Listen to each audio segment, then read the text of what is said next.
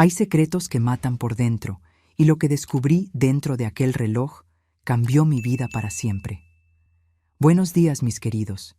Mi nombre es Josefina, tengo 79 años, y hoy les contaré una historia que guardé en mi pecho por décadas. Antes de comenzar, me gustaría pedirles a ustedes que están viéndome ahora que dejen su like en este video, se suscriban al canal Diario de la Abuela y activen la campanita para recibir más historias como esta. Cuéntenme en los comentarios desde dónde me están viendo hoy. Siempre es un placer saber que mis historias alcanzan a personas de tantos lugares diferentes. Les contaré sobre el reloj de bolsillo que mi marido escondía todas las noches antes de dormir y el terrible secreto que guardaba. Una historia de traición, mentiras, pero también de superación y fortaleza. Me casé con Alberto en 1963. Yo tenía apenas 17 años y él 28. En aquel tiempo, una muchacha decente se casaba joven y seguía lo que sus padres decían. Mi familia era sencilla. Mi padre trabajaba en el campo y mi madre cuidaba de la casa y de los 7 hijos. Yo era la de en medio. Alberto venía de una familia un poco mejor acomodada. Trabajaba como contador en el único banco de nuestra pequeña ciudad, Santa María del Valle, en el estado de Jalisco. Era un hombre guapo, siempre bien vestido, de habla pausada y sonrisa fácil. Todo el mundo lo respetaba por su inteligencia y por sus modales educados. Nos conocimos en una kermés de la iglesia. Me sacó a bailar y de allí a 3 meses ya estábamos comprometidos. Mis padres se alegraron con la boda. Un hombre mayor, con empleo fijo y respetado en la ciudad. Yo también estaba feliz. Creía que había encontrado a mi príncipe azul, como en los cuentos que mi abuela me contaba cuando era pequeña. Nuestra boda fue sencilla, pero bonita. Fuimos a vivir a una casa pequeña, pero acogedora, cerca del centro. Desde el primer día noté algo peculiar sobre Alberto. Siempre llevaba consigo un reloj de bolsillo plateado con detalles en cobre. Era antiguo, pero muy bien conservado. Según él, era el único recuerdo que tenía de su padre, quien había muerto en la Revolución. El reloj era bonito, realmente, pero había algo en la manera como lo trataba que me llamaba la atención. Todas las noches, antes de dormir, lo sacaba del bolsillo del chaleco. Lo miraba por unos momentos con una expresión que nunca logré descifrar, una mezcla de reverencia y preocupación, y lo guardaba en una cajita de madera tallada que cerraba con una pequeña llave. Esta llave la llevaba siempre en un cordón fino alrededor del cuello. Nunca se la quitaba, ni siquiera para bañarse. Al principio del matrimonio, pregunté algunas veces sobre el reloj. ¿Por qué era tan importante? ¿Por qué necesitaba estar bajo llave? ¿Por qué la llave siempre en el cuello? Pero él siempre cambiaba de tema. Es solo un recuerdo de familia, Josefina. Nada de qué preocuparse. Y yo, criada para no cuestionar mucho, respetaba su silencio. En los primeros años fuimos felices, al menos del modo en que yo entendía la felicidad en aquella época. Pronto llegaron los hijos. Antonio nació en el primer año de matrimonio. Clara vino 2 años después y Sebastián completó nuestra familia en 1967. Alberto era un buen proveedor. Nunca nos faltó comida en la mesa o ropa que ponernos. Los domingos íbamos a la iglesia todos juntos. Después almorzábamos en casa de mi madre o de su hermana. Éramos lo que se podía llamar una familia ejemplar en aquellos tiempos. Alberto era buen padre, a su manera. No era muy de jugar con los niños, pero siempre traía pequeños regalos cuando volvía del trabajo, preguntaba sobre la escuela y, a veces, los fines de semana llevaba a la Antonio a pescar en el lago cerca de la ciudad. Con las niñas era más reservado, pero nunca les faltó con cariño. Era un hombre de su tiempo. Creía que su función principal era proveer el sustento de la familia y que criar a los hijos era más responsabilidad mía. Yo cuidaba de la casa y de los niños. Hacía toda la comida, lavaba y planchaba la ropa, cuidaba de la huerta en el fondo y todavía encontraba tiempo para hacer bordados que vendía para complementar nuestros ingresos. Era una vida sencilla, pero decente. No podía quejarme. Muchas mujeres que conocía tenían maridos que se bebían todo el salario o que eran violentos. Alberto nunca me pegó, nunca me gritó delante de otros. Nuestros problemas, cuando existían, quedaban entre las cuatro paredes de nuestra casa. Pero con el pasar del tiempo, comencé a notar cambios en Alberto. Alrededor de 1968, fue ascendido a gerente del banco. Era un cargo importante para una ciudad pequeña como la nuestra. De repente, nuestro nivel de vida mejoró. Cambiamos de casa a una más grande con un patio bonito donde los niños podían jugar. Compramos nuestra primera radio. Alberto comenzó a vestirse mejor aún. Mandaba a hacer trajes en la capital. Y junto con esa mejora en nuestra vida, vinieron los viajes. Al principio, era una vez al mes. Alberto decía que necesitaba ir a la capital para reuniones en la matriz del banco. Era algo razonable para su cargo. Entonces yo no cuestionaba. Pero poco a poco, esos viajes se fueron volviendo más frecuentes. Una vez al mes se convirtió en 2, después casi todas las semanas. Él decía que eran reuniones importantes, capacitaciones, conferencias. Yo le creía, claro. ¿Por qué dudaría de mi marido? Fue en esa época que él comenzó a volverse más distante, más reservado. A veces pasaba horas en silencio, leyendo el periódico o simplemente mirando a la nada con un vaso de tequila en la mano. Los niños extrañaban al padre, principalmente los fines de semana, cuando él antes solía estar presente, pero ahora frecuentemente decía que necesitaba resolver cosas del trabajo. Yo trataba de llenar esa ausencia, contaba cuentos, inventaba juegos, hacía pasteles y dulces que les gustaban. Intentaba ser madre y padre al mismo tiempo, sin nunca quejarme frente a ellos sobre la ausencia del padre. Papá trabaja mucho para darnos una buena vida, les decía. Y creía en eso, verdaderamente lo creía. Entonces comenzaron las cosas extrañas, llamadas a nuestra casa en que la persona colgaba cuando yo atendía. Al principio pensé que eran equivocaciones, pero ocurría con una frecuencia sospechosa. Y estaban los telegramas. Alberto los recibía, los leía rápidamente y los quemaba enseguida. Cuando preguntaba, él decía que eran asuntos confidenciales del banco, que no podía mantener registros por seguridad. Yo empezaba a sentir que algo andaba mal, pero no sabía exactamente qué. En aquella época, no era común desconfiar del marido o cuestionarlo directamente. La mujer debía ser el pilar del hogar, la que mantiene todo en orden, la que cierra los ojos a pequeñas faltas en nombre de la armonía familiar. Al menos era eso lo que mi madre siempre me había enseñado. Hubo una noche, sin embargo, que cambió todo. Era enero de 1970, un viernes caluroso de verano. Los niños ya estaban durmiendo y yo esperaba a Alberto para la cena. Él había prometido volver temprano, pues al día siguiente iríamos todos a visitar a mi hermana que vivía en la ciudad vecina. Esperé hasta las 9, después hasta las 10.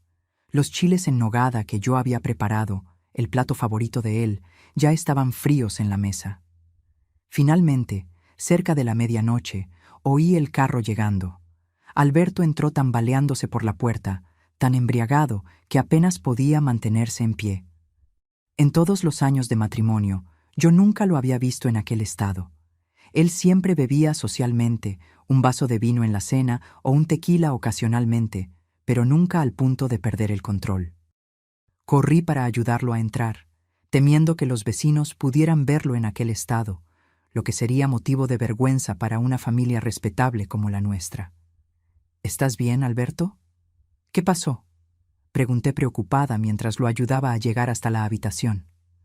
Nada pasó, murmuró, sus palabras enredándose. Apenas una celebración en el banco, ascenso de un colega. Yo sabía que era mentira. El olor a perfume femenino mezclado con el de bebida era evidente, pero tragué el nudo en la garganta y continué ayudándolo a desvestirse para dormir. Fue cuando sucedió. Al intentar quitarle su saco, él tropezó y cayó pesadamente en el suelo de la habitación. Intenté levantarlo, pero era demasiado pesado para mí. Mientras él se agitaba tratando de levantarse solo, vi algo que nunca había visto antes. La cadena que sujetaba la llave de la cajita del reloj a su cuello se rompió con un impacto y la llave rodó para debajo de la cómoda. Finalmente, logré ayudarlo a subir a la cama. En cuestión de minutos, Alberto ya roncaba profundamente. Me quedé allí parada, mirándolo con un torbellino de pensamientos.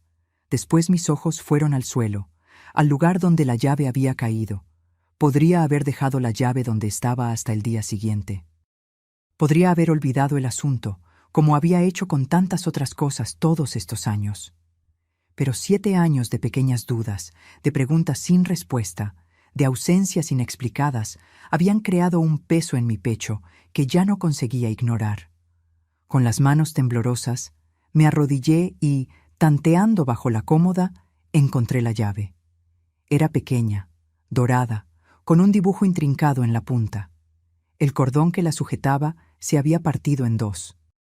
Me quedé mirándola en la palma de mi mano, sintiendo su peso, que parecía mucho mayor de lo que debería ser para un objeto tan pequeño.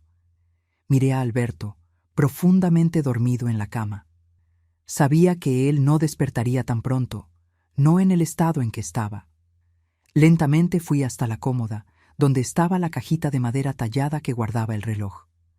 La cajita era bonita, hecha de jacaranda, con tallas delicadas de flores y pájaros. Nunca la había abierto antes.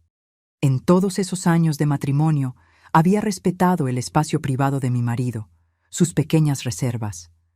Pero aquella noche, algo me impulsaba a descubrir qué había de tan especial en aquel reloj que necesitaba ser guardado bajo llave. Con el corazón latiendo fuerte, inserté la llave en la pequeña cerradura. Giró suavemente y la tapa se abrió con un clic suave. Dentro, sobre un terciopelo rojo ya gastado por el tiempo, estaba el reloj. Lo tomé con cuidado. Era más pesado de lo que parecía, el metal frío contra mi piel. La parte frontal tenía un diseño en alto relieve, una especie de escudo o símbolo que yo no reconocía. Abrí la tapa frontal del reloj. La esfera era de esmalte blanco, con números romanos y manecillas delicadas de acero azulado. Parecía funcionar perfectamente, marcando la hora correcta. Lo volteé en mis manos, examinando cada detalle, tratando de entender qué había de tan especial en él. Fue entonces que noté algo extraño en la parte trasera, un pequeño botón casi imperceptible, escondido junto a la bisagra. Lo presioné levemente y, para mi sorpresa, la tapa trasera se abrió, revelando un compartimento secreto. Mi corazón casi se detuvo cuando vi lo que había dentro. Cuidadosamente escondida en aquel pequeño espacio, había una fotografía minúscula, del tamaño de una uña, cortada en formato oval para caber perfectamente en el compartimento. Mostraba a una mujer joven y bonita, con cabello oscuro y una sonrisa luminosa, sosteniendo en su regazo a un niño pequeño, un niño de no más de 1 año. Incluso pequeña, la imagen era lo suficientemente clara para que yo me diera cuenta de que no conocía a aquellas personas. Nunca había visto a aquella mujer antes, ni al niño. Con dedos temblorosos, retiré la fotografía del compartimento y la volteé. En el reverso, escrito con letra minúscula, casi microscópica, leí las palabras que cambiarían mi vida. Elena y Eduardo, 1967, Ciudad de México. 1967, el año en que nuestro hijo menor, Sebastián, había nacido. Mientras yo estaba en casa, cuidando de 3 niños pequeños, Alberto estaba, ¿dónde? ¿Con quién? ¿Quiénes eran aquella mujer y aquel niño? ¿Por qué él guardaba aquella fotografía con tanto cuidado y secreto? Mis manos temblaban tanto que casi dejé caer el reloj. Además de la fotografía, había también un pedacito de papel doblado varias veces. Lo desdoblé con cuidado para no romperlo, pues parecía muy frágil. Era un recibo muy pequeño, pero aún legible. Un recibo de alquiler de un apartamento en la calle Reforma, en Ciudad de México, a nombre de Alberto, fechado del mes anterior. Una dirección que yo desconocía completamente. Después de examinar esos objetos, volví a buscar en el compartimento secreto del reloj y encontré una sorpresa más. Escondida bajo el mecanismo del reloj, había una llave muy pequeña, diferente de la que abría la cajita. Era dorada, con un diseño más simple y, obviamente, no pertenecía a ninguna cerradura de nuestra casa. Aquella noche, mi mundo se derrumbó. Las piezas del rompecabezas comenzaron a encajar en mi mente. Los viajes frecuentes, las llamadas misteriosas, los telegramas quemados. Todas las pequeñas cosas que yo había ignorado por años, tratando de ser una buena esposa, estaban ahora gritando la verdad en mi cara. Con cuidado, volví a colocar la fotografía y el recibo en el compartimento secreto del reloj. Cerré la tapa trasera, después la frontal, devolví el reloj a la cajita y la cerré con llave. Pero la pequeña llave dorada que encontré dentro del compartimento secreto, esa me la guardé. La escondí dentro de mi caja de costura entre los carretes de hilo. En cuanto a la llave de la cajita, aquella que Alberto siempre llevaba en el cuello, la coloqué exactamente en el mismo lugar donde había caído, cerca de la cómoda. Él necesitaba creer que la llave simplemente se había soltado durante la caída y que nada más había pasado. Pasé el resto de aquella noche en vela, sentada en el sillón de la habitación, mirando al hombre que dormía en nuestra cama. Un extraño, un hombre que pensé conocer por 7 años, pero que ahora parecía un completo desconocido. El padre de mis hijos, mi marido, un hombre que, por lo que parecía, llevaba una vida doble. ¿Qué haría ahora? ¿Cómo confrontaría a Alberto? ¿Y qué significaría esto para mí, para nuestros hijos? Tantas preguntas sin respuestas, tantos miedos e incertidumbres. Yo sabía apenas una cosa con certeza: nada sería como antes. Cuando el sol comenzó a entrar por las rendijas de la cortina, yo aún estaba sentada en aquel sillón, los ojos ardiendo de tanto llorar en silencio. Alberto despertó con la resaca estampada en la cara. Fingí estar dormitando, pero lo observé por el rabillo del ojo mientras él, en pánico, buscaba la llave que siempre llevaba. Vi el alivio en su rostro cuando la encontró en el suelo, exactamente donde yo la había dejado. Con manos temblorosas, la volvió a colocar en el cordón roto y la ató nuevamente a su cuello. «Josefina, despierta. No es bueno dormir en ese sillón», dijo, su voz ronca. Fingí despertar lentamente. «Llegaste muy tarde anoche», comenté, tratando de mantener mi voz neutra. «Habíamos quedado en visitar a mi hermana hoy».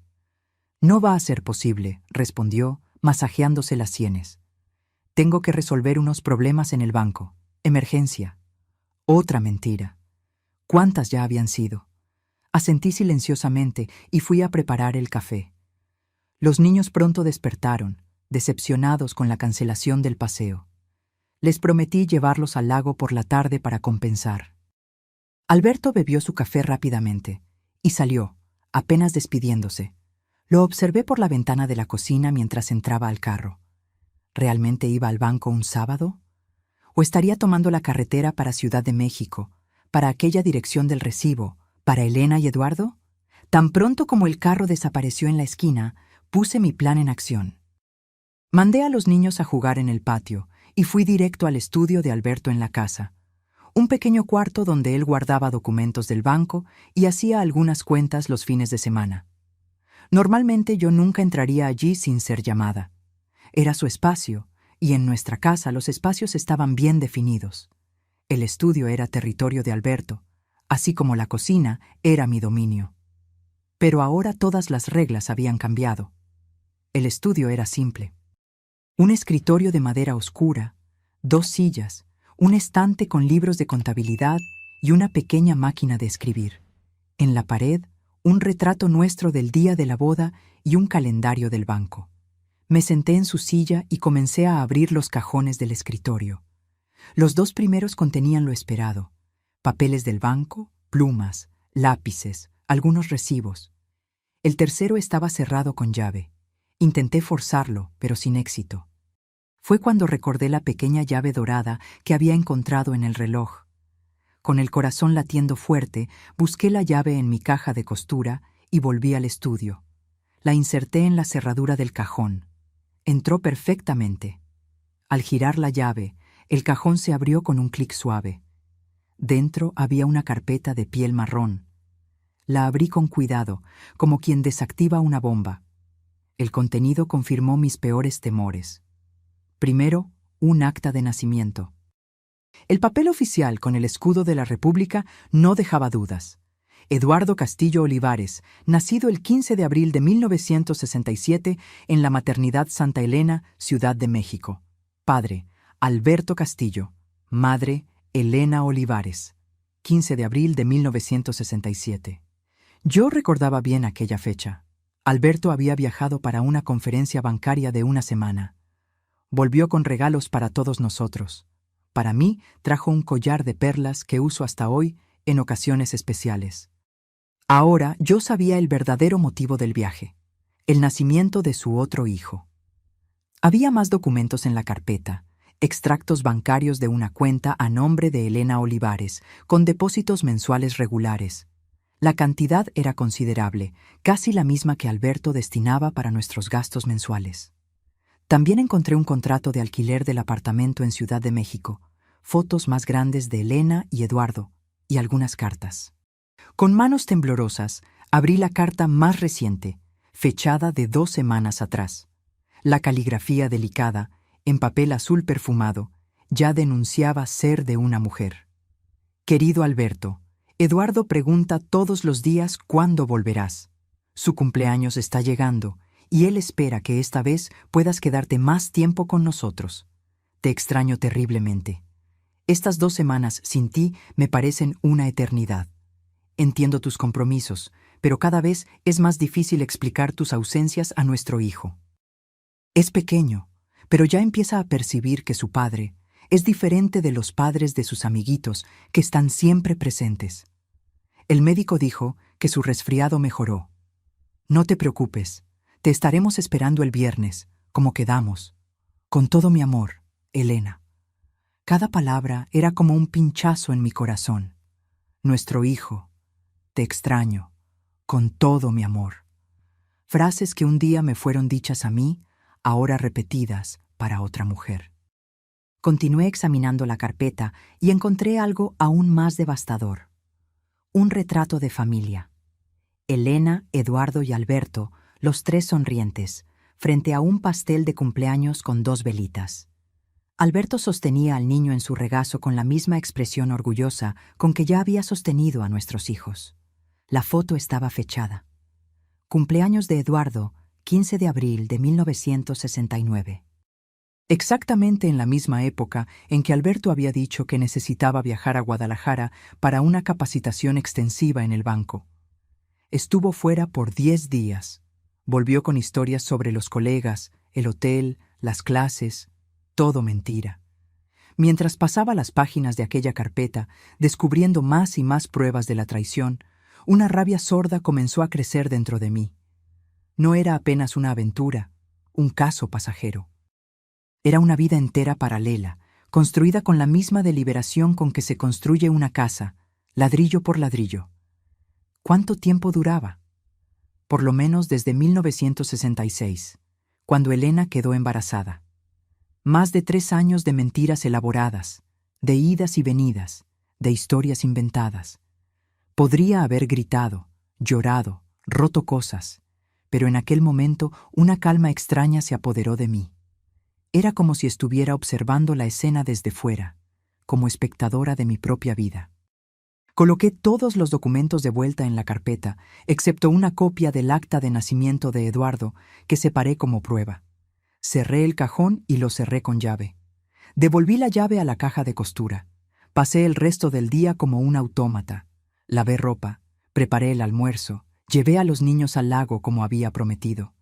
Hice todas las tareas que siempre hice, pero mi mente estaba lejos, procesando la nueva realidad que había descubierto. Los niños notaron mi distracción, pero la atribuyeron al cansancio. «Mamá está cansada hoy», les decía, forzando una sonrisa. Por la noche bañé a los niños, les conté cuentos para dormir y arreglé la mesa para la cena. Alberto llegó a las 9, cansado, como siempre decía estar después de un día de trabajo en el banco. Cenamos en silencio, con solo la radio sonando bajito al fondo. Después de la cena, cuando los niños ya dormían, Preparé un café y coloqué el acta de nacimiento de Eduardo sobre la mesa de la sala. «Necesitamos hablar, Alberto». Él levantó los ojos del periódico que fingía leer y su mirada cayó sobre el documento en la mesa. El reconocimiento fue inmediato. Su rostro palideció.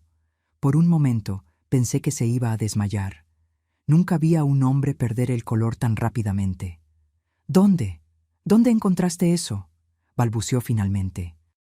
«Eso no importa», respondí, sorprendiéndome a mí misma con la firmeza en mi voz. «Lo que importa es que lo sé todo. Elena, Eduardo, el apartamento en Ciudad de México, los años de mentiras». Él se quedó en silencio por un tiempo que pareció eterno. Después, como si un dique se hubiera roto, comenzó a hablar. Las palabras salían atropelladas, una confesión que parecía estar atascada por años. Conoció a Elena en 1966 durante un viaje real de trabajo a Ciudad de México. Ella era secretaria en la oficina regional del banco. Comenzaron un romance. Él prometió dejar a su esposa, la historia de siempre. Cuando Elena quedó embarazada, Alberto entró en pánico. No podía abandonar a los hijos que ya tenía. No podía soportar el escándalo que sería en nuestra pequeña ciudad, pero tampoco podía abandonar a Elena, embarazada de su hijo. Entonces tomó la decisión que consideró más humana: mantener a las dos familias. Alquiló un apartamento para Elena en Ciudad de México. Abrió una cuenta para mantenerlos y pasó a dividir su tiempo entre nosotros, inventando cada vez más viajes de trabajo y compromisos. «Las amo a las dos», dijo como si eso justificara todo. «A Elena y a ti y a los niños. No podía elegir, no podía abandonar a ninguna de ustedes». Me quedé mirándolo, a aquel hombre que durante años pensé conocer. ¿Cómo era posible que él creyera que lo que estaba haciendo era aceptable? ¿Cómo podía hablar de amor mientras construía una vida basada en mentiras? «El amor no es eso, Alberto», dije finalmente.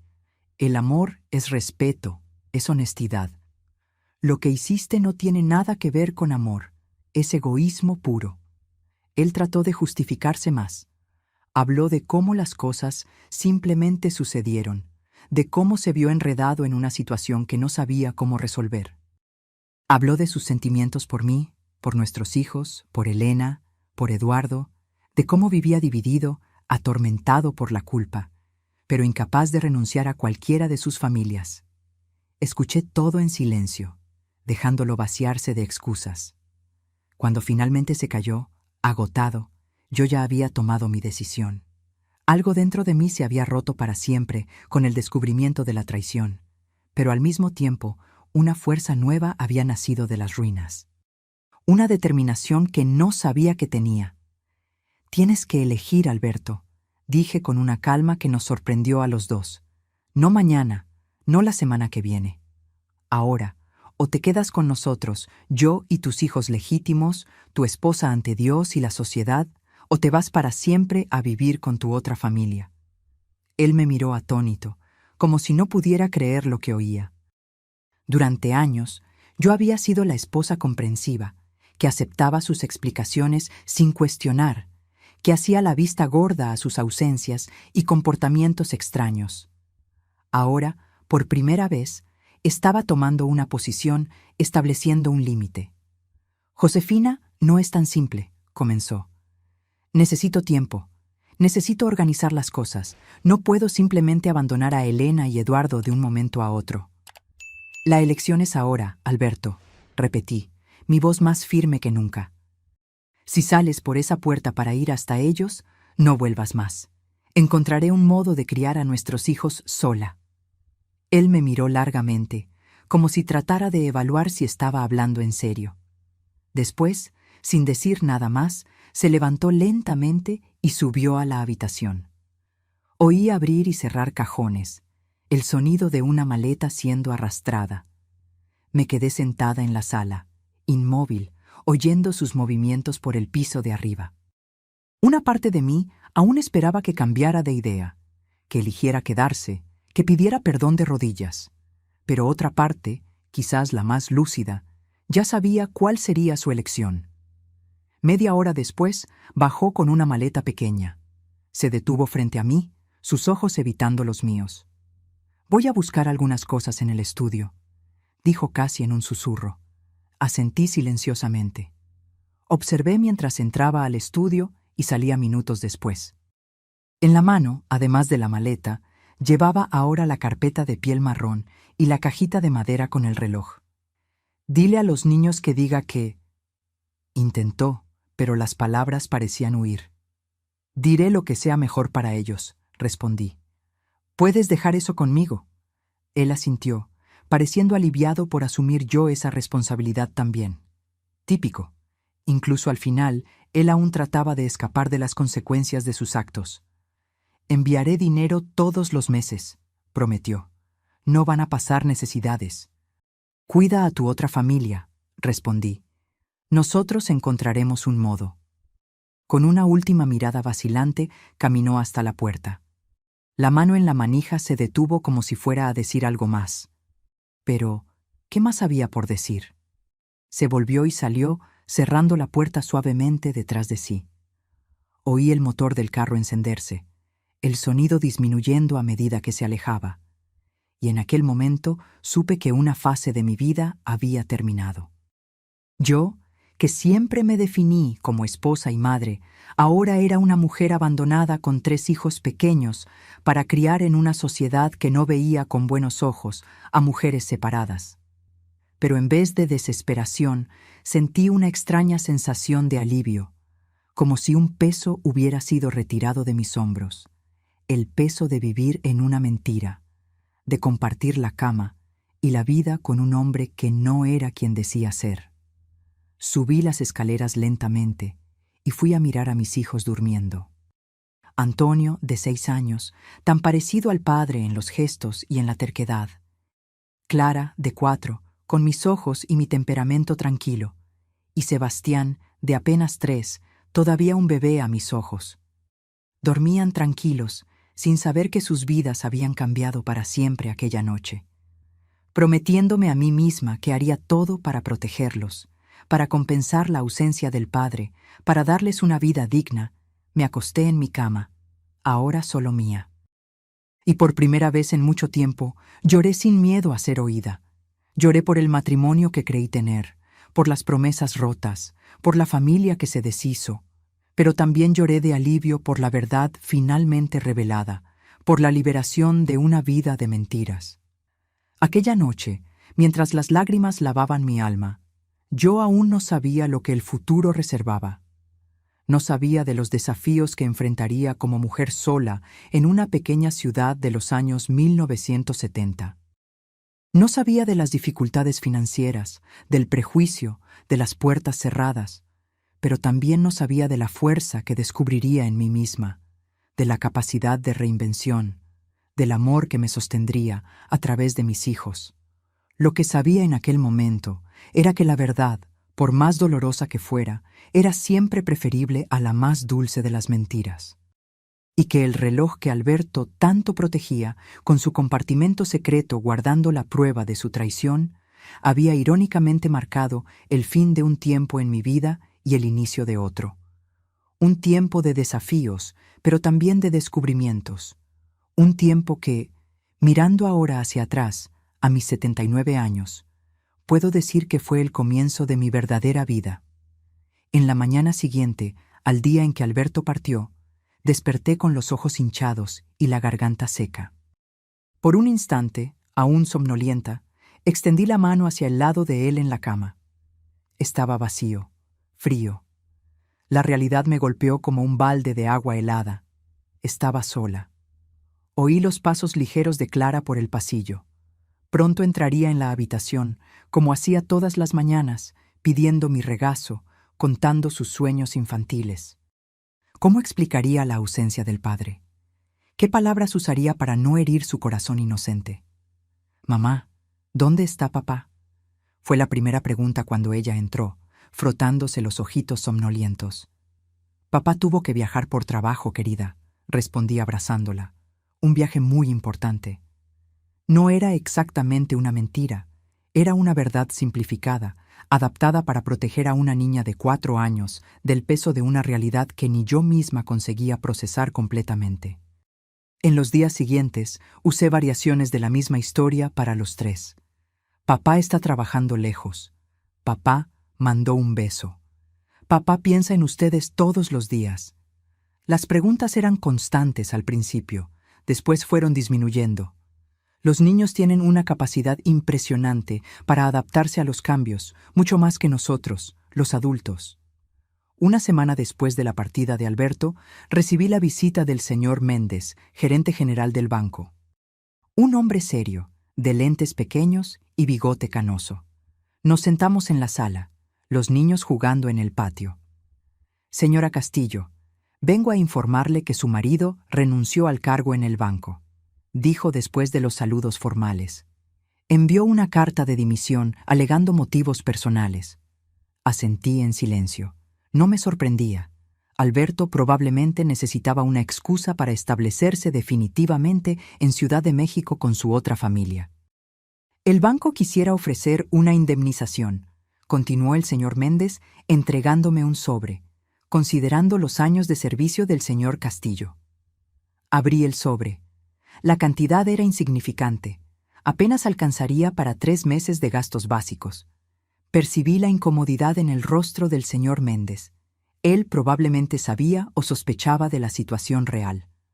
Agradecemos su discreción en este asunto, señora Castillo, añadió, levantándose para salir. El banco aprecia su reputación en la comunidad. Entendí el mensaje entre líneas. El banco quería evitar escándalos y yo debería hacer lo mismo. Aquella misma tarde comenzaron los cuchicheos en el vecindario. La noticia de que Alberto había salido del banco corrió rápido, como solo sucede en ciudades pequeñas. Doña Olga, mi vecina de la izquierda, vino a pedir azúcar, excusa clásica para averiguar. Supe que Alberto ya no trabaja más en el banco, comentó, fingiendo desinterés. ¿Consiguió algo mejor en la capital? Sí, una oportunidad que no podía rechazar, respondí con una sonrisa educada, pero firme. La misma historia conté a todas las personas que vinieron a preguntar en las semanas siguientes. Una oportunidad imperdible. Estamos organizándonos para mudarnos también. Los niños están emocionados con la novedad. Sonrisas forzadas, explicaciones vagas, un teatro necesario para preservar la dignidad mía y de mis hijos. Pero la realidad dentro de casa era bien diferente. El dinero de la indemnización se acabó rápido. No tenía experiencia de trabajo. Me casé muy joven, pasando de la casa de mis padres directamente a la de Alberto. Nunca necesité trabajar fuera. Nunca desarrollé habilidades que el mercado valorara. El prometido dinero mensual de Alberto nunca llegó. Después descubrí que había pedido transferencia para una filial del banco en el extranjero. Uruguay, dijeron, un modo conveniente de escapar de sus responsabilidades en México. Comencé a vender cosas de casa. Primero, los objetos de valor, la radio, la máquina de coser Singer que Alberto me había regalado en el 3er aniversario de boda, algunas joyas que heredé de mi abuela. Después, piezas de decoración, muebles que no eran esenciales. Cada venta era como arrancar un pedazo de mí, de la vida que construí, de las memorias que coleccioné. Mi hermana Cecilia, que vivía en la ciudad vecina, fue mi mayor apoyo en ese periodo. Casada con un comerciante exitoso, tenía una situación financiera confortable. Ofreció que nos mudáramos a su casa hasta que yo me estableciera. No quiero ser una carga para nadie, Cecilia, rechacé al principio. La familia no es una carga, Josefina, respondió con aquella firmeza característica de ella. Y estos niños necesitan un techo seguro. Acabé cediendo. En marzo de 1970, 2 meses después de la partida de Alberto, dejamos nuestra casa. Vendí la mayoría de los muebles. Guardé apenas algunos recuerdos personales y ropa. Lo más difícil fue explicarlo a los niños. Pero cuando papá vuelva, ¿dónde va a vivir?, preguntó Antonio, el mayor, ya demostrando la percepción aguda que siempre tuvo. Papá sabe dónde encontrarnos, querido, respondí, tragando el nudo en la garganta. No te preocupes por eso ahora. La casa de Cecilia era grande y confortable, con un bello huerto en el fondo, donde a los niños les encantaba jugar. Mi cuñado, Augusto, era un hombre generoso que nunca nos hizo sentir como intrusos. Aún así, yo sabía que aquella era una solución temporal. Necesitaba recuperar mi independencia, por mí y por mis hijos. Comencé a buscar trabajo. Fue cuando percibí cuánto el mundo era hostil para una mujer sola en los años 1970, especialmente una sin formación específica. Las pocas vacantes disponibles para mujeres, secretarias, recepcionistas, vendedoras, exigían juventud, apariencia impecable y principalmente ningún compromiso familiar que pudiera interferir en el trabajo. ¿3 hijos pequeños? Va a faltar mucho cuando enfermen, me dijo francamente el dueño de una tienda de telas, rechazando mi candidatura. Volví a la casa de Cecilia aquel día, sintiendo el peso del mundo en los hombros. Los niños ya estaban durmiendo cuando llegué. Me senté en el porche del fondo, mirando al cielo estrellado, y lloré silenciosamente.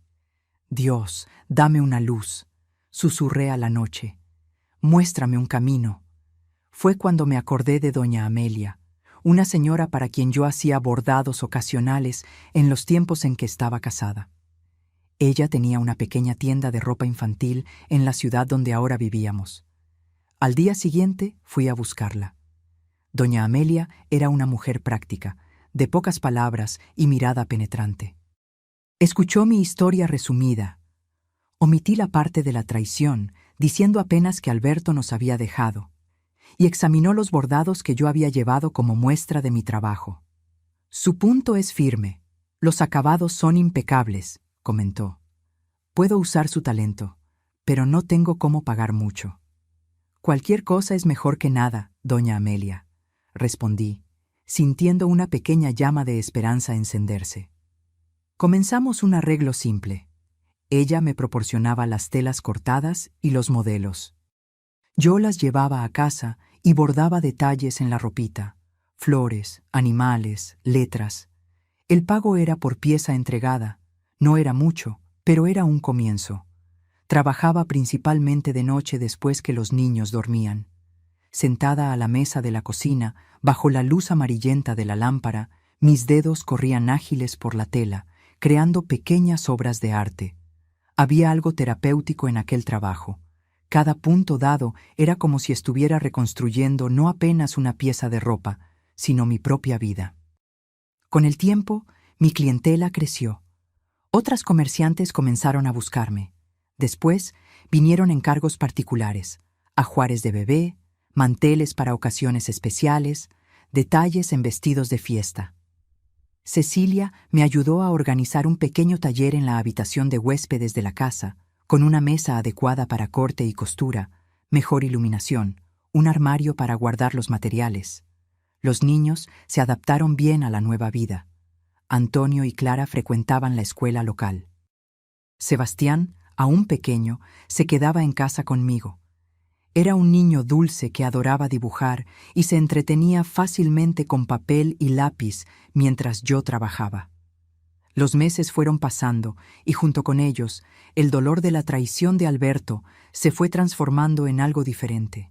No exactamente perdón, sino una especie de aceptación resignada. La vida seguía y yo no tenía tiempo para estar removiendo el pasado. Había cuentas que pagar, niños que alimentar, un futuro que construir. Fue en enero de 1971, exactamente un año después de la partida de Alberto, que recibí la visita que cambiaría nuevamente el curso de mi vida. Un hombre de traje oscuro, presentándose como abogado, me entregó un telegrama. El telegrama, breve y formal, informaba el fallecimiento de Alberto en un accidente automovilístico en Ciudad de México. Estaba acompañado de Elena, que tampoco sobrevivió. El mensaje mencionaba además que el hijo de la pareja, Eduardo, estaba bajo los cuidados de los abuelos maternos. Me quedé paralizada por un momento, el papel temblando en mis manos. Alberto muerto.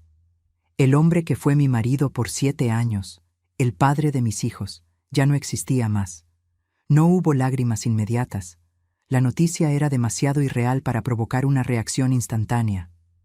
¿La señora está bien?, preguntó el abogado, notando mi palidez.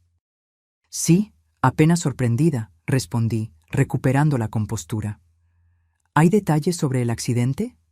Por lo que sé, el carro que el señor Castillo conducía chocó con un camión en la carretera, muerte instantánea para ambos ocupantes. Asentí, agradecí al hombre por la información y cerré la puerta. Me recosté en ella, las piernas débiles, el corazón acelerado. ¿Cómo se lo contaría a los niños? ¿Qué palabras usaría para explicar que el padre que ellos esperaban volver a ver un día nunca más volvería? Decidí esperar a que volvieran de la escuela. Necesitaba ese tiempo para organizar mis pensamientos, para encontrar la manera menos traumática de dar la noticia. Cuando finalmente lo conté, la reacción de cada uno fue única, reflejando sus personalidades. Antonio, siempre el más racional, hizo preguntas prácticas. ¿Cómo ocurrió? ¿Dónde sería el entierro? Clara lloró copiosamente, agarrada a mi cuello.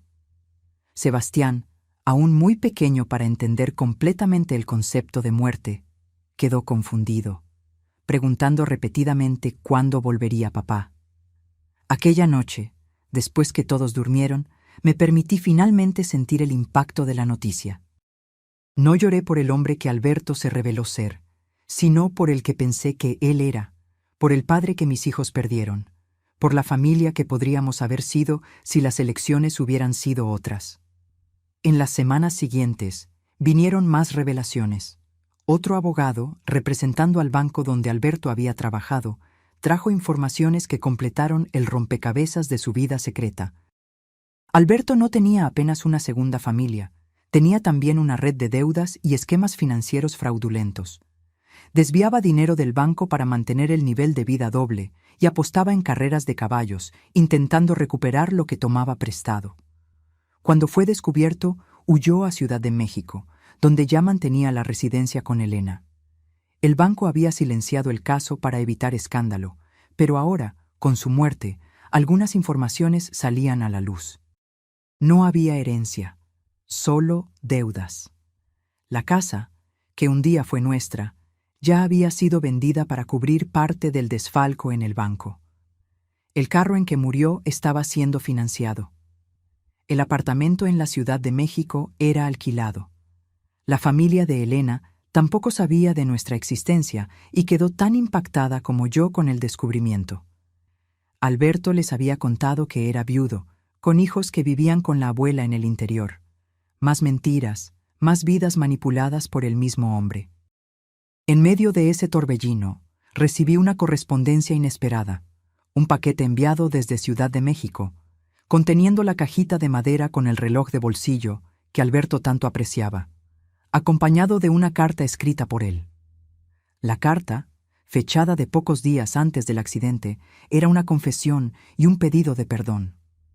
Alberto admitía sus errores, hablaba de la culpa que lo corroía, de la imposibilidad de continuar viviendo en la mentira. Decía que el reloj, la única herencia verdadera de su padre, debería quedarse con nuestra familia, pues era donde siempre debió haber estado. Leí y releí aquella carta varias veces en los días siguientes. No encontré en ella la absolución que Alberto probablemente buscaba al escribirla, pero encontré un cierto cierre para aquel capítulo de mi vida, como una puerta que finalmente se cierra, permitiendo que otras se abran. Y de hecho, otras puertas se abrieron. Con la noticia de la muerte de Alberto, mi estatus social cambió sutilmente. Ya no era la esposa abandonada, figura ambigua e incómoda para la sociedad conservadora de la época. Ahora era la viuda respetable, la madre valerosa que criaba a sus hijos sola después de la trágica pérdida del marido. Ese nuevo estatus me trajo más clientes, más oportunidades. Mi pequeño negocio de bordados y costura comenzó a prosperar. A mediados de 1971, alquilé una casa pequeña en la misma ciudad, cerca de la de Cecilia.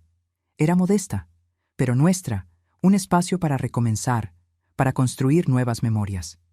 La década de 1970 fue de mucho trabajo y muchas conquistas pequeñas, pero significativas. En 1974, conseguí alquilar un espacio comercial en la calle principal de la ciudad, donde abrí mi propio taller de costura. Al principio era apenas yo, después contraté 2 ayudantes. Nos especializamos en ropa infantil y ajuares de bebé, productos que siempre tenían demanda. Los niños crecían, cada uno desarrollando su personalidad única. Antonio, serio y estudioso como el padre, pero con un sentido de responsabilidad y honestidad que claramente venía de otra fuente. Clara, sensible y artística, había heredado mi talento para trabajos manuales y me ayudaba en el taller después de la escuela. Sebastián, el menor, era curioso e inventivo, siempre desmontando cosas para ver cómo funcionaban. En 1977, cuando el taller ya se había transformado en una pequeña tienda exitosa, recibí otra correspondencia que sacudió las estructuras de nuestra familia. Una carta de Eduardo, el hijo de Alberto con Elena, ahora con 10 años. Él escribía con letra aún infantil, pero bien articulada, diciendo que sabía sobre nuestra existencia, que le gustaría conocer a sus medio hermanos, que no guardaba rencor. Mostré la carta a mis hijos, ahora adolescentes y jóvenes adultos, dejando la decisión en sus manos. Después de largas conversaciones, decidimos invitar a Eduardo a visitarnos en las vacaciones escolares. El encuentro fue emocionante y extraño al mismo tiempo. Eduardo era la imagen viva de Alberto. Los mismos ojos, la misma sonrisa, los mismos gestos. Ver en él al hombre que un día amé, ahora a través del prisma de los años y de la sabiduría adquirida, fue una experiencia surrealista. Pero Eduardo tenía algo que Alberto nunca tuvo, una transparencia genuina, una honestidad que venía de los ojos, no apenas de las palabras. Criado por sus abuelos maternos, personas sencillas y honestas, se había convertido en un joven admirable, a pesar de las circunstancias de su nacimiento y de la pérdida temprana de sus padres. Aquella visita fue la primera de muchas a lo largo de los años. Eduardo se convirtió en parte de nuestra familia, un eslabón inesperado con un pasado que podríamos haber elegido olvidar, pero que al abrazarlo nos trajo una forma de curación que no imaginábamos posible. Y en cuanto al reloj, lo guardé no como recuerdo del hombre que me traicionó, sino como símbolo de mi propia fuerza. Aquel objeto que guardaba un secreto tan doloroso fue lo que me hizo encontrar dentro de mí un coraje que ni sabía que tenía. Años después, cuando mis hijos ya eran adultos y yo me había jubilado, dejando la tienda a los cuidados de Clara y Sebastián, descubrí que el reloj tenía un valor histórico considerable. Era realmente una pieza antigua, fabricada en el siglo XIX, perteneciente originalmente a un aristócrata europeo. Alberto no había mentido sobre eso. Era realmente una herencia de familia. Ofrecí dárselo a Eduardo, creyendo justo que él también tuviera un recuerdo del padre. Pero él lo rechazó, diciendo que el reloj estaba exactamente donde debía estar. Conmigo, la mujer que tuvo el coraje de enfrentar la verdad y reconstruir su vida a partir de los pedazos dejados por la mentira. Hoy, mirando hacia atrás a la joven asustada que fui un día, descubriendo un secreto guardado en un reloj de bolsillo, siento una mezcla de compasión y admiración. Compasión por el dolor que enfrenté, admiración por la fuerza que descubrí tener. La vida nos enseña de formas extrañas, a veces crueles, pero si estamos abiertos para aprender, cada lección, por más dolorosa que sea, trae consigo una semilla de crecimiento. ¿Saben, mis queridos? La vida tiene esas sorpresas. Cuando pensamos que ya pasamos por todo, que conocemos todas las curvas del camino, ella viene y nos muestra que aún hay mucho por descubrir, mucho por vivir. Los años 1980 llegaron trayendo vientos de cambio para nuestra familia. Mi pequeño taller de costura se había transformado en una tienda respetada en la ciudad. Creaciones Josefina ya no era apenas un negocio de supervivencia, sino un emprendimiento próspero que me llenaba de orgullo. Teníamos 6 costureras trabajando a tiempo completo, 2 vendedoras y una contadora. Imaginen yo, que apenas sabía hacer las cuentas de la casa cuando Alberto partió, ahora administrando un equipo.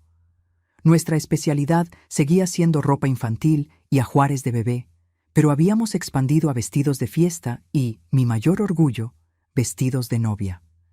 El primer vestido de novia que confeccioné fue para la hija del alcalde en 1982. Recuerdo pasar noches en vela, bordando perlas minúsculas en el corpiño, ajustando cada centímetro de la falda de satén. Cuando la vi caminando hasta el altar, radiante en aquella creación que salió de mis manos, sentí una emoción indescriptible. Era más que un vestido. Era un sueño materializado en tela e hilo. A partir de allí, me convertí en la costurera más solicitada para novias en toda la región. Las muchachas venían de ciudades vecinas para encargar sus vestidos, muchas veces trayendo a sus madres, que también habían sido mis clientas cuando niñas. Esa continuidad, esa conexión entre generaciones a través de mi trabajo, era algo que me emocionaba profundamente. En esa misma época, mis hijos ya recorrían sus propios caminos. Antonio, mi primogénito, siempre estudioso y determinado, se graduó en Ingeniería Civil por la Universidad Nacional Autónoma de México en 1981. Fue el día más orgulloso de mi vida hasta entonces. Yo, sentada en el público de la ceremonia de graduación, viendo a mi hijo recibir el diploma, sabiendo de cada sacrificio, cada noche mal dormida, cada cuenta malabarizada para pagar sus estudios.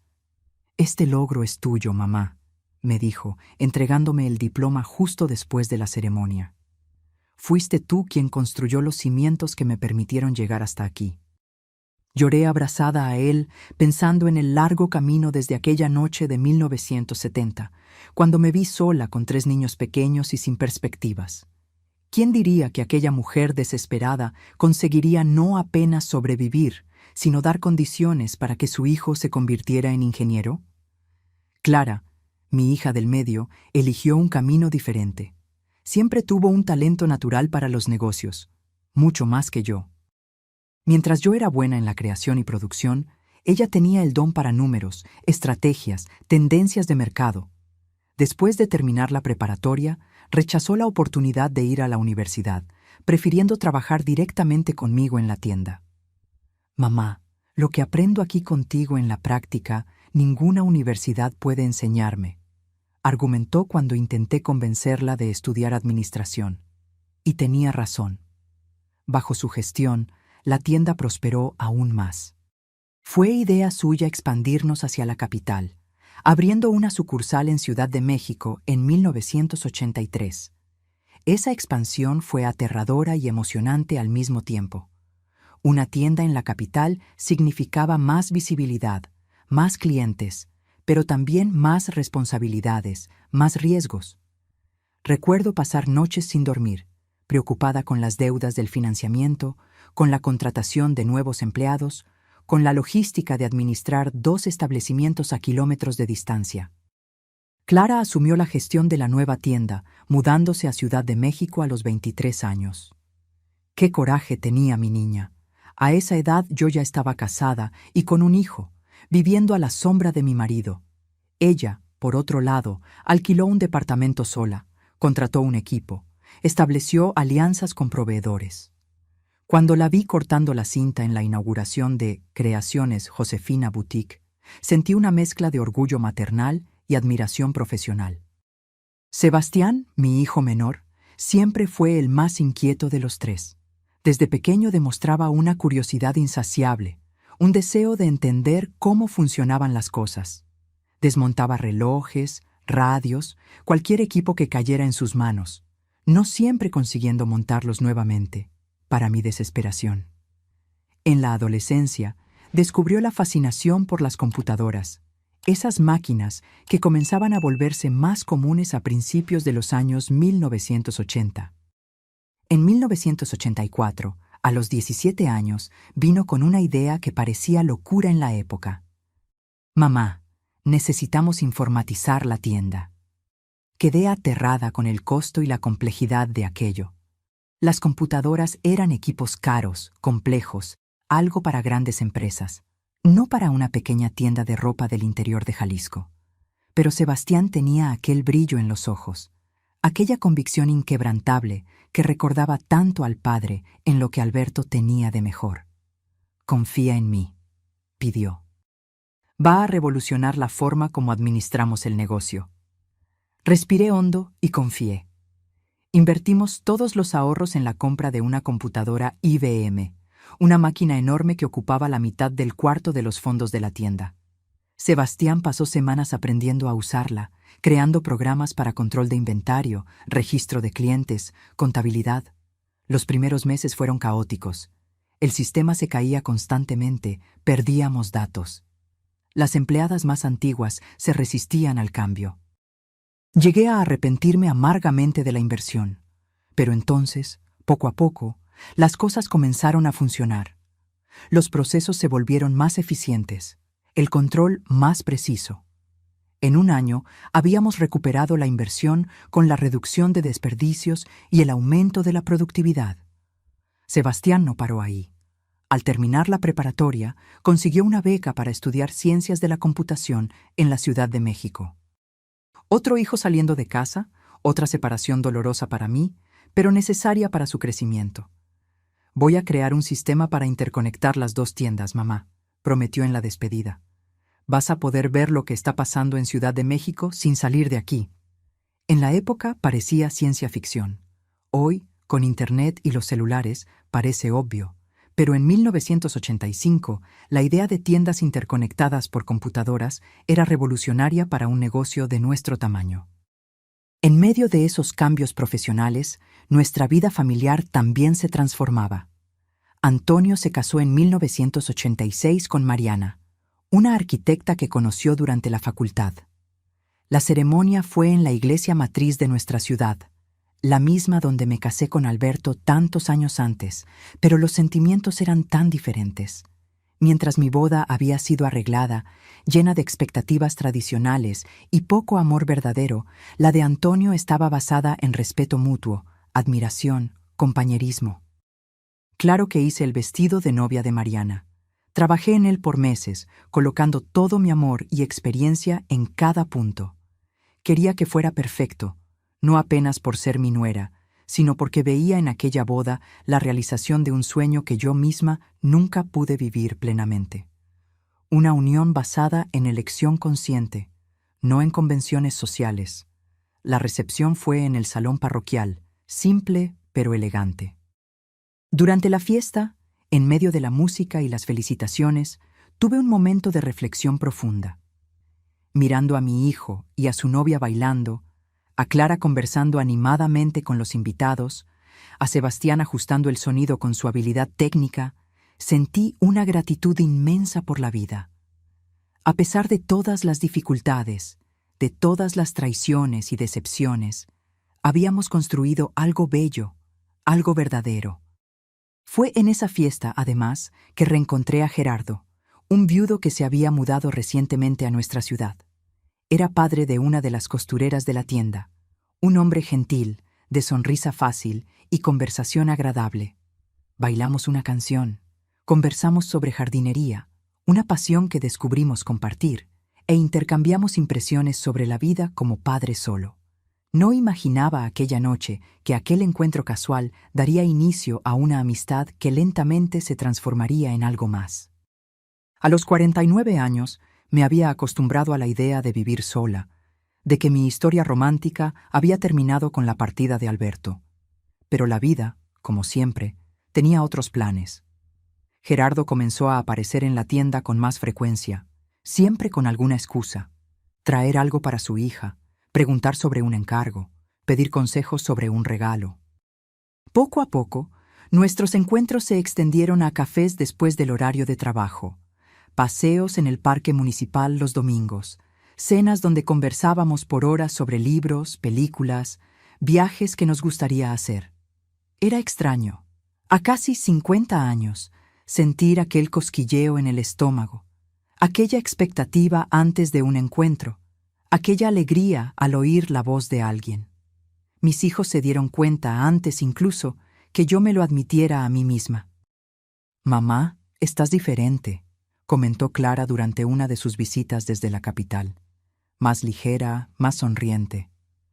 «Es solo la satisfacción de verlos bien encaminados», desvié la conversación. «Ajá», murmuró con aquella sonrisa de quien sabe más de lo que dice. ¿No tendrá nada que ver con cierto señor de cabellos canosos que no para de llamar a la tienda? Me sonrojé como una adolescente y cambié de tema. Pero la verdad es que Clara tenía razón. Algo estaban haciendo, algo inesperado y bonito. Una segunda oportunidad que nunca pensé merecer o desear. La propuesta de matrimonio vino en 1988, durante un picnic a orillas del lago que atravesaba la ciudad. Nada grandioso o espectacular, apenas dos personas maduras, que ya habían vivido lo suficiente para saber lo que querían, decidiendo compartir el resto de sus caminos. «No necesito un papel o una ceremonia, Gerardo», dije cuando él me mostró el anillo simple, pero elegante. A mi edad, esas convenciones parecen innecesarias. «No es por la convención, Josefina», respondió con aquella calma que siempre me centraba. «Es porque quiero celebrar con el mundo la suerte que tuve en encontrarte, y porque mereces ser cortejada, celebrada, valorada como la mujer extraordinaria que eres». Me casé por segunda vez en una ceremonia íntima, apenas con familiares y amigos cercanos. Clara diseñó mi vestido, no blanco, sino un tono de azul que combinaba con mis ojos, y mis costureras lo confeccionaron con el mismo cuidado que dedicaban a los vestidos de las jóvenes novias. Antonio me llevó al altar. Sebastián fue el padrino y Eduardo, que ya era parte integral de nuestra familia, vino especialmente desde Ciudad de México para la ocasión. Este matrimonio fue tan diferente del primero. No había expectativas familiares que cumplir. No había presiones sociales. No había ingenuidad. Era una elección consciente de dos personas que habían aprendido, a través de los dolores y alegrías de la vida, el valor del compañerismo genuino, del respeto mutuo, de la honestidad. Gerardo y yo no tuvimos hijos juntos, obviamente, dada nuestra edad, pero unimos nuestras familias. Sus dos hijos, mis tres, incluyendo a Eduardo, que Gerardo acogió sin reservas, entendiendo la complejidad de nuestra historia familiar. En los años siguientes vinieron los nietos, primero los gemelos de Antonio en 1989, después la hija de Clara en 1992, seguidos por 3 nietos más hasta el final de la década. La llegada de los nietos trajo una nueva dimensión a mi vida. Era como revivir la maternidad, pero sin las angustias y dificultades financieras de la primera vez.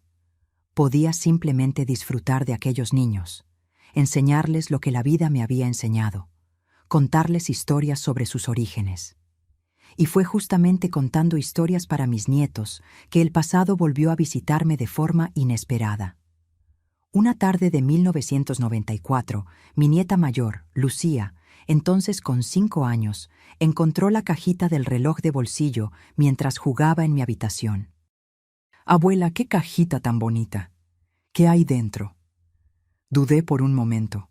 Aquel reloj guardaba tantas memorias, tantos dolores, tantas revelaciones.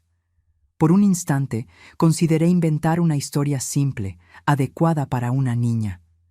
Pero entonces me acordé de cómo las mentiras, incluso las mejor intencionadas, pueden crecer y convertirse en monstruos incontrolables. «Es un reloj muy antiguo, querida. Perteneció a tu abuelo. ¿Puedo verlo?». Abrí la cajita y mostré el reloj. Sus ojitos brillaron con la belleza del objeto. «¿Es de oro, abuelita?». «No, es apenas dorado, pero es muy especial de todos modos». «¿Por qué?». «Ah, la curiosidad infantil, tan directa, tan honesta». ¿Cómo explicar a una niña que aquel objeto había cambiado el curso de mi vida, que su compartimento secreto había revelado una verdad dolorosa, pero liberadora? Porque fue este reloj el que me enseñó una de las lecciones más importantes de la vida, Lucía. «¿Qué lección, abuelita?». «Que a veces necesitamos mirar más allá de la superficie de las cosas para encontrar la verdad, y que la verdad, incluso cuando duele, es siempre mejor que la más bonita de las mentiras». Ella no entendió completamente, claro. Era muy pequeña, pero me escuchó con aquella seriedad que los niños asumen cuando sienten que están frente a algo importante. «¿Puedo quedármelo cuando crezca, abuelita?». La pregunta me tomó por sorpresa. Nunca había pensado en el destino de aquel reloj después de mi partida. Por tanto tiempo había sido un símbolo personal, un recordatorio de mi camino. Quizás, querida, cuando llegue el momento adecuado, por ahora se queda guardado aquí con nuestras historias y memorias. Aquella noche le conté a Gerardo sobre el episodio. Él, que conocía toda mi historia, que había escuchado pacientemente cada detalle sobre Alberto, Elena, el reloj y su compartimento secreto, tomó mis manos entre las suyas. ¿Sabes qué me impresiona de ti, Josefina? Tu capacidad de transformar dolor en sabiduría, traición en fortaleza. Muchas personas se habrían dejado amargar, se habrían cerrado a la vida. Tú elegiste seguir adelante, construir algo nuevo, abrazar incluso al hijo de la otra mujer como si fuera tuyo. No tuve elección, Gerardo. Tenía 3 niños que criar. Siempre tenemos elección, mi amor. Podrías haber elegido el camino del resentimiento, de la amargura. En lugar de eso, elegiste el del perdón, no por Alberto, sino por ti misma. Y eso hizo toda la diferencia. Sus palabras tocaron algo profundo en mí. Nunca había pensado que perdonar a Alberto fuera algo que hice por mí, no por él. Pero Gerardo tenía razón. El perdón no cambió el pasado, no borró las mentiras o las traiciones, pero liberó mi futuro, permitió que siguiera adelante sin el peso del odio o del resentimiento. Quizás esa haya sido la verdadera revelación del reloj, no apenas el secreto que guardaba en su compartimento escondido, sino la lección que me enseñó sobre la vida, sobre relaciones, sobre verdades y mentiras. Una lección que ahora, a mis 79 años, mirando hacia atrás, hacia todo el camino recorrido, veo como el fundamento sobre el cual construí la segunda mitad de mi existencia. Una existencia que, a pesar de todas sus dificultades, considero plena y bendecida. No por la ausencia de dolores, pues qué vida no los tiene, sino por la presencia de amor verdadero, de logros honestos, de relaciones basadas en verdad y respeto mutuo. Una vida que, cuando llegue a su fin, podré decir que viví intensamente, auténticamente, sin esconder nada en compartimentos secretos. Si ustedes me preguntaran cuál es la mayor riqueza de una vida larga como la mía, diría sin dudar: son las historias que acumulamos, las lecciones que aprendemos y la oportunidad de ver el tiempo desenvolver sus misterios ante nuestros ojos. Cuando llegué a mis 60 años, a principios de los años 2000, pensaba que ya había vivido todo lo que la vida me tenía reservado. Pero el tiempo, siempre sorprendente, aún tenía muchas páginas por escribir en mi libro. El cambio de milenio trajo transformaciones para toda la sociedad, y nuestra familia no fue excepción. Aquel pequeño taller que comencé en los fondos de la casa de mi hermana se había transformado en una red de tiendas respetada en Jalisco. Creaciones Josefina tenía 5 sucursales. La original en nuestra ciudad, 2 en Ciudad de México, 1 en Guadalajara y otra recién inaugurada en Monterrey, bajo la gestión de Sebastián, que había regresado del extranjero con nuevas ideas. En 2002, a los 65 años, decidí que era hora de alejarme de la administración directa de las tiendas. No fue una decisión fácil. Aquel negocio había sido mi salvavidas, mi independencia, mi orgullo por más de 3 décadas. Pero el cuerpo ya no tenía el mismo vigor, y los ojos que tantos puntos minuciosos habían dado en vestidos de novia y ajuares de bebé, ahora se cansaban rápidamente. «Mamá, no necesitas preocuparte», me aseguró Clara cuando comunicamos la decisión a la familia durante una comida de domingo. «Construiste algo sólido, con raíces fuertes. Ahora es nuestro turno de hacer que el árbol siga creciendo». La metáfora del árbol me emocionó. Me acordé de cuando planté un retoño de jacaranda en el patio de nuestra primera casa propia en 1975. Era apenas una rama fina, pareciendo demasiado frágil para resistir el primer viento fuerte. Hoy, casi 50 años después, es un árbol imponente que colorea la ciudad de morado en cada floración. Así fue mi negocio, iniciado en la fragilidad, nutrido con trabajo y perseverancia, ahora fuerte y vigoroso en las manos de la nueva generación. La jubilación abrió espacio para otros intereses. Gerardo, mi compañero desde hacía casi 15 años entonces, se había retirado de la carpintería que administraba y juntos comenzamos a explorar pasiones que la vida de trabajo no nos había permitido. Primero vino la jardinería, que siempre adoramos.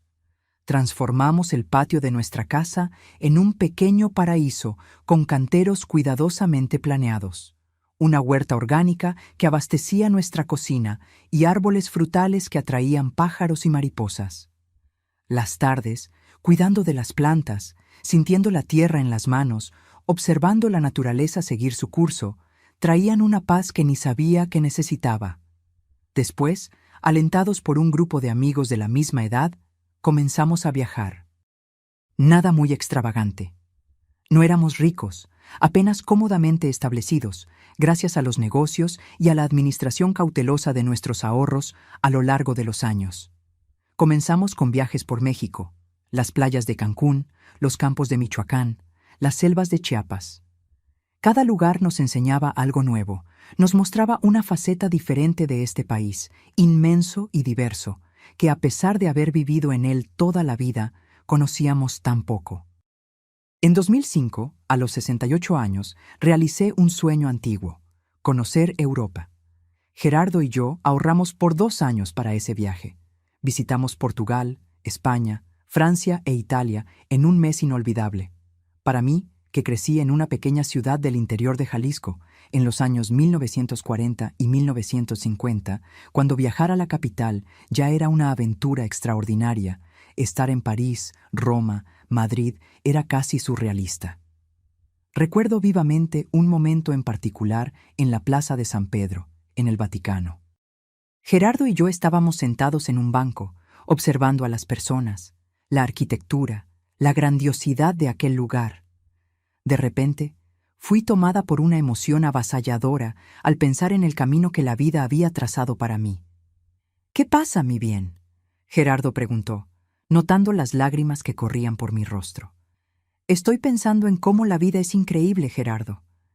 ¿Quién diría que yo, una niña del interior de Jalisco, criada para ser apenas esposa y madre, un día estaría aquí del otro lado del océano, viviendo esta experiencia? Si alguien me lo hubiera dicho cuando tenía 17 años casándome con Alberto por arreglo de las familias, lo habría creído imposible». Él apretó mi mano, entendiendo el peso de aquellas palabras. Gerardo siempre tuvo esa capacidad de comprender mis emociones más profundas, a veces antes incluso que yo las entendiera. «Es eso lo que admiro en ti, Josefina. La vida te dio limones amargos y no solo hiciste limonada, sino que creaste toda una plantación de limoneros». Reímos juntos de la metáfora exagerada, pero había una verdad allí que reverberó en mí. Cada elección que hice después del descubrimiento del secreto del reloj, cada decisión de seguir adelante, de no dejarme definir por la traición, de construir algo nuevo, me había traído hasta aquel momento, aquel banco en Roma, aquella vida plena que ahora vivía. Al regresar de aquel viaje, traje conmigo no solo recuerdos y fotografías, sino una perspectiva renovada sobre el mundo y mi lugar en él. Decidí que era hora de compartir más de mi historia, de transformar mis experiencias en algo que pudiera ayudar a otras personas. Comencé de manera simple, participando en un grupo de apoyo para mujeres víctimas de violencia doméstica en nuestra ciudad. No es que mi historia con Alberto involucrara violencia física, nunca fue el caso, pero la traición, las mentiras, el abandono también dejan cicatrices profundas en el alma. Y mi camino de superación, de reconstrucción, resonaba con aquellas mujeres que buscaban fuerzas para recomenzar. Era extraño a casi 70 años hablar abiertamente sobre heridas tan antiguas. Durante décadas mantuve partes de mi historia guardadas, compartidas apenas con la familia y amigos más cercanos.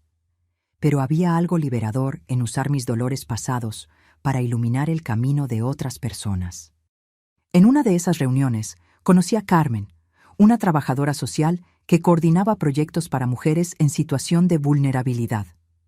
Ella me invitó a dar una charla sobre emprendimiento femenino en el centro comunitario. La idea me asustó. No soy conferencista, Carmen, protesté.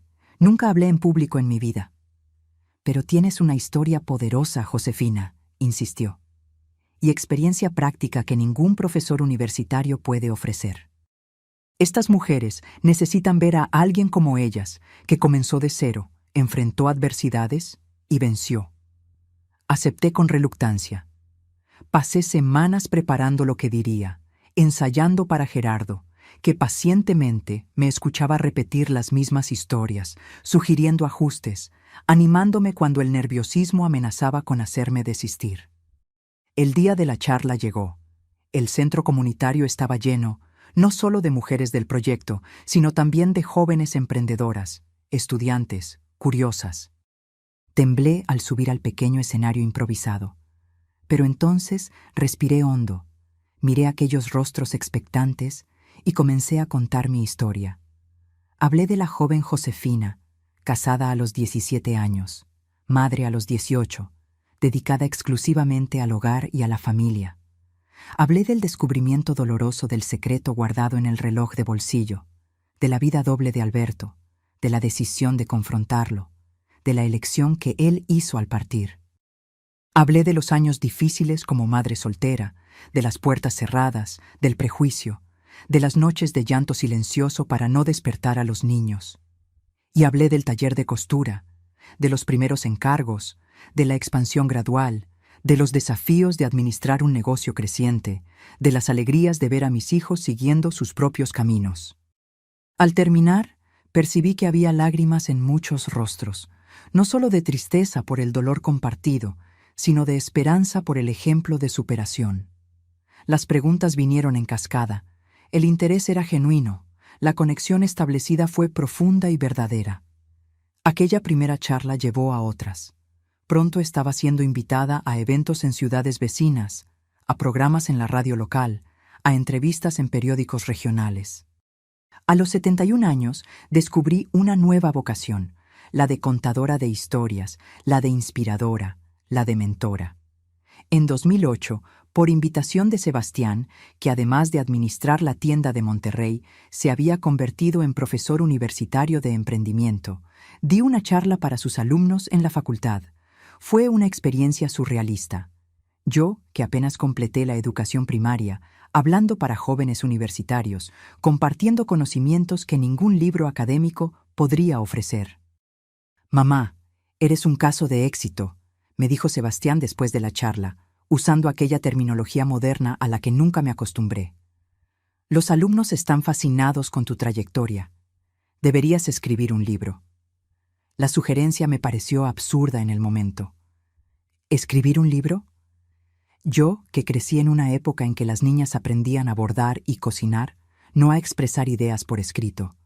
Pero la semilla fue plantada y comenzó a germinar silenciosamente. En 2010, a los 73 años, comencé a poner mis memorias en el papel. No fue fácil. Las palabras no siempre fluían como me gustaría. La organización de las ideas a veces se enredaba. Las emociones resurgían intensas al revisitar ciertos episodios, pero persistí. Gerardo fue mi primer lector, mi editor informal, mi mayor animador. El libro, El reloj de bolsillo, Memorias de una vida reinventada, fue publicado de forma independiente en 2012, con el apoyo financiero de mis hijos. No esperaba gran repercusión. Era más un proyecto personal, un legado para mis nietos y bisnietos. Para mi sorpresa, el libro encontró su público. Comenzó circulando en grupos de lectura de la región, después en bibliotecas comunitarias y, eventualmente, atrajo la atención de una editorial de tamaño medio que propuso una reedición con distribución nacional. Ver mi nombre en la portada de un libro en los estantes de librerías fue una emoción que nunca imaginé experimentar. Las cartas y correos electrónicos, estos Sebastián me ayudaba a leer, que recibí de lectoras de todo el país, mujeres que se identificaban con diferentes aspectos de mi historia, que encontraban inspiración en mi camino, confirmaban que compartir nuestras experiencias, incluso las dolorosas, puede ser una forma poderosa de conexión humana. En medio de toda esta actividad, nuestra familia continuaba creciendo y transformándose. Antonio y Mariana celebraron 25 años de matrimonio en 2011 con una ceremonia conmovedora de renovación de votos. Clara, después de un divorcio difícil, encontró un nuevo amor a los 50 años y recomenzó, probando que las segundas oportunidades no tienen edad. Sebastián finalmente se estableció después de años dedicados exclusivamente a la carrera, casándose con Pablo, su compañero de una década, cuando la unión homoafectiva fue legalizada en México. Eduardo, el hijo de Alberto con Elena, que se convirtió en parte integral de nuestra familia, ahora profesor universitario en Ciudad de México, me visitaba regularmente con su esposa e hijos. La conexión entre nosotros siempre fue especial, un vínculo forjado no por la sangre, sino por la elección consciente de transformar una historia de dolor en una relación de afecto genuino. Los nietos, ya adolescentes y jóvenes adultos, traían la energía de la juventud a nuestras reuniones familiares. Y en 2013 llegó la primera bisnieta, María Clara, hija de mi nieta Lucía. Sostener aquel pequeño envoltorio en los brazos, observar sus rasgos delicados, sentir su calor, fue como cerrar un ciclo. 4 generaciones de mujeres, cada una llevando un poco de las anteriores, cada una abriendo nuevos caminos. Fue en esa época que el reloj de bolsillo guardado por tantos años volvió a ocupar un lugar central en mi vida. Lucía, ahora madre, se acordó de la promesa que hice cuando ella era niña. Abuela, ¿recuerdas cuando me mostraste el reloj? Dijiste que un día, cuando fuera adulta, quizás podría quedármelo. Creo que ahora entiendo el verdadero valor de aquel objeto. Me sorprendió que se acordara de aquella conversación de tantos años atrás. Pero Lucía siempre fue observadora, sensible a los matices de las relaciones familiares, interesada en las historias que cimentaban nuestra existencia. El reloj no es apenas una antigüedad valiosa, continuó. Es un símbolo de tu camino, de nuestra historia familiar. Leí tu libro, escuché tus charlas. Ahora comprendo cuánto aquel objeto cambió el curso de tu vida y, por extensión, de mi propia existencia. Traje la cajita de jacaranda tallada de mi habitación. El tiempo había oscurecido la madera, suavizado los contornos de los grabados, pero aún era bellísima en su simplicidad elegante. La abrí con cuidado. El reloj, mantenido regularmente a lo largo de los años, aún funcionaba perfectamente. ¿Sabes?, le dije a Lucía mientras giraba el reloj entre los dedos. Durante mucho tiempo, este objeto representó para mí el dolor de la traición, la ruptura de una vida que yo creía segura. Después se convirtió en símbolo de mi capacidad de supervivencia, de reconstrucción. Hoy miro hacia él y veo principalmente belleza. La belleza de las cosas que, a pesar de imperfectas, tienen historia, tienen profundidad. Mostré a Lucía el pequeño botón lateral que abría el compartimento secreto. Ella lo presionó con cuidado, revelando el espacio donde un día estuvo escondida la fotografía de Elena y Eduardo. Está vacío, observó. Sí, respondí. Hace muchos años, después que Eduardo se convirtió en parte de nuestra familia, ya no había necesidad de guardar secretos. El compartimento está vacío, pero la lección que me enseñó permanece, que la verdad, por más dolorosa que sea, es siempre el camino hacia la libertad. Coloqué el reloj en sus manos. Lucía lo recibió con reverencia, comprendiendo su valor simbólico. No es apenas un objeto lo que te estoy dando, Lucía. Es una historia, un camino, un recordatorio. Cuando mires este reloj, acuérdate de que nuestras vidas raramente siguen el camino que planeamos, pero es en las curvas inesperadas donde muchas veces encontramos nuestra verdadera fuerza. Ella asintió con lágrimas en los ojos. En aquel momento, sentí que una parte significativa de mi misión en este mundo estaba cumplida. No apenas generar hijos, crear una empresa, escribir un libro, sino transmitir valores, compartir sabiduría, conectar generaciones a través de las historias que vivimos. Los años siguientes trajeron alegrías y despedidas, como es natural en el otoño de la vida. Gerardo, mi compañero por casi 3 décadas, falleció en 2015 después de una breve batalla contra el cáncer. Su partida dejó un vacío inmenso, pero también una gratitud profunda por los años compartidos, por el amor genuino que construimos, por la alianza que nos sostuvo a través de los desafíos de la vida. Ahora, a los 79 años, miro hacia atrás con serenidad. La niña que fui, la joven esposa traicionada, la madre soltera luchando para sobrevivir, la emprendedora determinada, la abuela amorosa, la escritora tardía. Todas esas Josefinas forman parte de quien soy hoy. Cada experiencia, cada elección, cada desafío contribuyó a moldear a la mujer que se sienta aquí, compartiendo su historia con ustedes. El reloj de bolsillo, que un día guardó un secreto devastador, ahora marca otras horas, horas de aceptación, de comprensión, de gratitud por la vida en todas sus complejidades. Me enseñó que el tiempo, ese misterio que intentamos medir con manecillas y engranajes, es, en verdad, un maestro sabio que, si lo permitimos, nos guía a través de las oscuridades hasta encontrar nuestra propia luz. Y fue esa luz, mis queridos, la que iluminó mi camino hasta aquí y que espero, a través de mis historias, pueda iluminar también un poco del camino de cada uno de ustedes. Muchas gracias por escucharme hasta aquí. Si esta historia tocó tu corazón, no olvides dejar tu like, suscribirte al canal Diario de la Abuela y compartir con alguien que pueda necesitar oír que, incluso en las situaciones más difíciles, siempre hay esperanza, siempre hay un nuevo comienzo posible. Un gran abrazo a todos ustedes, donde quiera que estén viendo. Hasta la próxima.